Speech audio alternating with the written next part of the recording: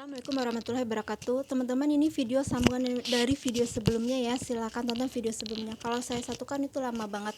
Oke, kembali saya lanjutkan lagi. Jadi kalau istrinya tidak bekerja, otomatis adalah 40%, hampir separuh dari penghasilan total keluarganya itu tidak ada gitu. Sementara tanggungannya tetap sama, yaitu tanggungan untuk keluarganya, yaitu yang biasa dua babysitter, ART, dan kehidupan rumah tangganya, ya, air, listrik, segala macam gitu, untuk biaya perobatan, asuransi segala macam. Belum lagi untuk uang kuliah dua adik dari suaminya dan biaya tanggungan untuk orang tuanya. Setelah diskusi panjang, suami istri ini akhirnya memutuskan istrinya resign, dan dia memberikan kabar ini kepada keluarga suaminya.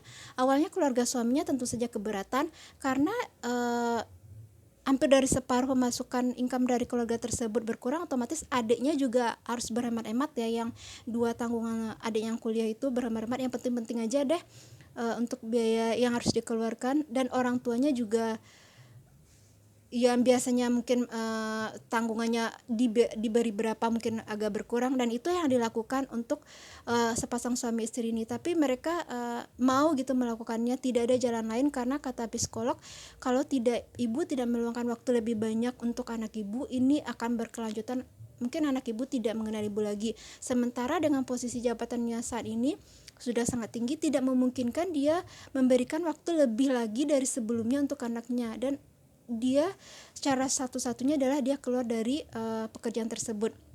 Karena dia udah menjadi ibu rumah tangga, otomatis dia tidak membutuhkan babysitter lagi. ART kayaknya dia enggak juga, dia sudah tidak mempekerjakan ART. Jadi untuk kebutuhan keluarga udah otomatis banyak dipangkas ya. Yang biasanya beli sekarang ibunya masak dan dibantu oleh bapaknya. Jadi suami istri ini kerjasama nih. Yang biasanya beli sekarang tidak lagi masak nih. Jadi untuk ART, babysitternya udah nggak pakai lagi. Kalau mencuci mencuci kan dia bisa pakai mesin cuci, kalau setrika mungkin laundry, tapi bisa juga mereka. Jadi pengeluaran itu benar-benar dipikirkan sekali, karena 40%, hampir dari separuh pemasukannya, income-nya udah nggak ada gitu. Terus yang biasanya suaminya di kantor tuh beli makan segala macam, dia bawa dari istrinya. Jadi terjadilah kedekatan dalam keluarga ini, anak, istri, dan suaminya pada saat istrinya masak, suaminya ngomong anaknya, bantunya penyapu apa segala macam gitu. Pokoknya mereka bekerja sama gitulah. Walaupun awalnya sulit, orang tua suaminya mungkin tidak mendukung, tidak setuju, tapi gimana pun itu adalah keputusan anaknya. Jadi dia setuju tidak setuju, jadi harus menerima. Begitu juga adik-adiknya. Yang penting-penting banget deh sekarang dengan keuangan yang ada itu. Tahukah teman-teman apa yang terjadi? Waktu berlalu, dan si anak ini akhirnya pulih kesehatannya, dan dia makin dekat dengan ibunya. Setelah mungkin beberapa bulan, setelah 1 tahun atau 2 tahun itu anaknya sembuh. Dan yang lebih luar biasanya adalah, biasanya anak ini sering sakit-sakitan, mungkin dalam 1 tahun beberapa kali sakit. Ini enggak, mungkin udah setahun 2 tahun setelah ibunya tidak bekerja, tidak pernah sakit lagi. Keharmonisan keluarga ini makin terjamin, dan suaminya yang posisinya itu makin naik. Dengan suaminya itu naik jabatan, otomatis dia bonus gaji tetapnya, tunjangan itu makin bertambah, yang pada akhirnya suaminya jabatannya makin naik, istrinya, anaknya makin dekat, dan anaknya ini udah jarang sekali sakit. Yang dulu mereka nih suami istri juga satu keluarga nih sering sakit, sekarang udah jarang sekali sakit, dan suaminya juga jarang sekali sakit. Dan tahukah teman-teman, posisi pada akhirnya beberapa tahun kemudian, posisi suaminya semakin tinggi, dan posisi suaminya semakin tinggi, otomatis gaji, tunjangan segala macam itu, income yang didapat suaminya itu bertambah besar. Dan tahukah teman-teman apa yang terjadi? Pada satu posisi, penghasilan yang didapat suaminya itu sama dengan penghasilan yang didapat istri mereka bekerja pada saat suami istri bekerja. Jadi kan pada saat ini nih suaminya aja bekerja, penghasilan yang didapat pada suami ini sama dengan pada saat nih si suami dan si istrinya ini bekerja. Jadi ini relate banget dengan apa yang diungkapkan oleh Ustadz Adi Hidayat ya. Untuk pencari nafkah itu adalah suami. Kewajiban mencari nafkah itu adalah suami. Keberkahan mencari nafkah itu ada di suami. Pada saat suami meniatkan dia bekerja untuk mencari nafkah untuk keluarganya, membantu keluarganya, misalnya adik ibunya, tapi diutamakan dulu anak istrinya, itu Allah akan berlimpahkan berkah rezeki yang berlipat ganda kepada si suaminya ini. Terus Yang satu lagi adalah kalau si istri bekerja dalam keadaan normal tapi dia menyiapkan untuk mencari nafkah, misalnya dia membantu nafkah, itu kata Ustaz Edi Hidayat mah kurang berkah. Tapi kalau istrinya bekerja, misalnya dia dokter kandungan, dia guru, dia bekerja untuk untuk bakatnya, untuk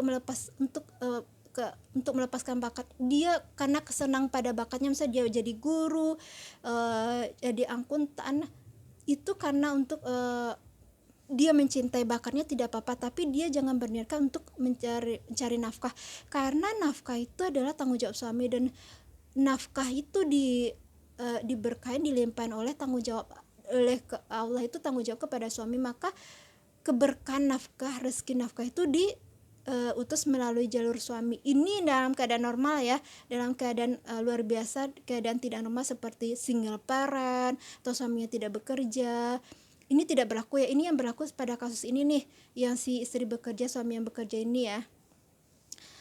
Terus ini dilimpahkan kepada suaminya, dan inilah yang terjadi loh bapak-bapak dan ibu-ibu pada keluarga ini, di mana anaknya tambah sehat, di mana posisinya yang awalnya emang sulit banget, 40% hampir dari separuh penghasilan income-nya berkurang, tapi mereka ikhlas menjalani. Pada akhirnya Allah mengganti pada suatu titik suaminya mempunyai penghasilan, di mana penghasilan itu adalah dulunya digabungkan penghasilan dia dan istrinya. Akhirnya suaminya sampai pada tahap itu tanpa istrinya bekerja loh. Anaknya terurus, rumah tangganya terus, anaknya sehat, suaminya juga sehat, dan makanannya juga sehat karena dibuat terus, dan keluarganya juga bisa disiplin manajemen keuangan dengan baik. Dan cerita yang pertama yang saya ucapkan tadi yaitu gimana seorang suami yang kerjanya adalah penjual sayur di desanya, penjual sayur aja di desanya, istrinya dari ibu rumah tangga, tidak punya penghasilan itu hanya dapat dari suaminya. Tapi setelah 2013 daftar haji, bisa loh berangkat haji 2023, anaknya bisa loh sekolah di pesantren. Terus yang satu lagi anaknya bisa loh sekolah di Maroko S1 dan S2 walaupun beasiswa, tapi kan untuk kebutuhan sehari-hari itu dikirim juga sama orang tuanya. Dan begitulah kelimpahannya itu mungkin yang dikatakan oleh Ustaz Edi Hidayat adalah tanggung jawab nafkah itu berada di suami, keberkahannya itu dilimpahkan oleh suami. Jadi kalau suami bekerja, ini dia bekerja untuk istri, untuk anaknya, untuk bantu saudaranya juga, itu Allah bahkan melimpahkan berkali-kali lipat sebagaimana banyak tanggung jawab yang digenggamnya gitu, untuk beberapa orang yang digenggamnya. Tapi kalau istri dan keadaan normal dia bekerja, ini seperti yang diceritain ini, dia bekerja juga diniatkan untuk mencari nafkah, maka kurang berkah gitu. Seperti ini anaknya sakit-sakitan, setelah istrinya tidak bekerja malah anaknya sehat ya. Tapi ini di luar keadaan normal ya, seperti istrinya single parent mungkin tidak berlaku ini, suaminya tidak bekerja juga tidak berlaku. Ini di keadaan normal ya, seperti yang penjual sayur itu. Jadi bisa loh, kalau saya apakah bapak-bapak dan ibu-ibu, mbak-mbak sepemikiran dengan saya? Sebenarnya ini mungkin relate juga yang dijelaskan oleh Ustazah Dr.